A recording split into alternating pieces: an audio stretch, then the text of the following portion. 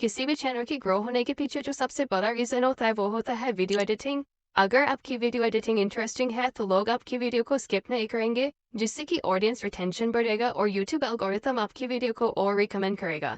अब आप इस वीडियो पर आए हो तो आप लोगों ने डिकोडिंग वाइटी और एल्ग्रो का वीडियो एडिटिंग स्टाइल तो देखा ही होगा, एंड आई एम श्योर कि आप लोगों को वो पसंद भी होगा। सो आज की वीडियो में मैं आपको 5 ऐसे पॉइंट्स बताने वाला हूँ जो डिकोडिंग वाइटी और एल्ग्रो अपनी वीडियो एडिटिंग में यूज़ करते हैं, और आप भी यूज़ कर सकते हो with just your mobile phone.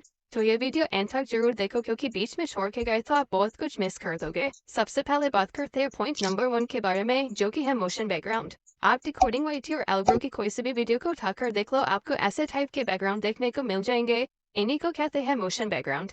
So now let's talk about the second point, that is screenshots. Algrow और decoding YT अपनी हर एक वीडियो में screenshot यूज करते हैं। अब अगर आप नॉर्मली ऐसे screenshot यूज करोगे तो वो बहुत ही बेकार लगेगा, और अगर आप उसमें स्ट्रोक और शेडो लगा दोगे तो वो काफी बढ़िया हाईलाइट होगा। अब आप इसको डायरेक्टली kinemaster या capcut से तो नहीं बना सकते। ऐसे स्क्रीनशॉट बनाने के लिए आपको यूज करना होगा पिक्सल लैब। तो मैं आपको एक छोटा सा ट्यूटोरियल दे देता हूँ। सबसे पहले आपको पिक्सल लैब ओपन कर लेना है, देन इम्पोर्ट अ पिक्चर। जैसे मैंने ये थंबनेल इंपोर्ट कर लिया, तो अब आप इसमें स्ट्रोक एनेबल कर देना, विड्थ 10 रख देते हैं, और उसके बाद यहाँ से शेडो ऑन कर देना। ब्लर रेडियस को अपने हिसाब से एडजस्ट कर लेना, एंड दैट्स इट। अब आप इसको सेव कर लेना, और अब आप इसको अपनी वीडियोस में यूज कर सकते हो। आप लोग डिफरेंस देख ही सकते हो, ये एसएस पहले से काफी अच्छा लग रहा है। So now let's talk about the point number 3, that is dust and scratches effect. एल्ग्रो डिकोडिंग वाइटी अपनी ऑलमोस्ट हर वीडियोस में इस इफेक्ट को यूज करते हैं, और यही है डस्ट एंड स्क्रैचेस इफेक्ट।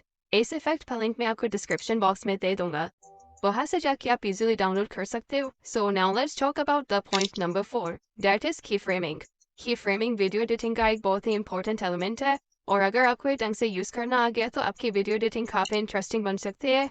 की फ्रेमिंग में बेसिकली हम टेक्स्ट, पिक्चर्स या वीडियो को मूव कर सकते हैं, और उन्हें छोटा बड़ा भी कर सकते हैं।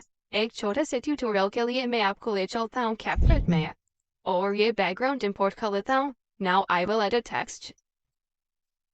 ओके, नाउ अगर आपको ये टेक्स्ट ऊपर से नीचे लेकर जाना है तो ये यहाँ पे एक की फ्रेम ऐड करते हैं, एंड देन इसको नीचे ले आते हैं, एंड दैट्स इट। अब आप देखो ये टेक्स्ट मूव हो रहा है, और अगर आपको टेक्स्ट के साइज को बढ़ता दिखाना है तो यहाँ पर एक की फ्रेम ऐड करो, एंड क्लिप के एंड में जाकर इसका साइज इंक्रीज कर दो, and that's it. Do the same with photos and videos. तो अब चलते हैं सबसे इम्पोर्टेंट और लास्ट पॉइंट पर, जो है साउंड इफेक्ट्स। पहले मैं आपको कुछ एग्जांपल सुना देता हूँ।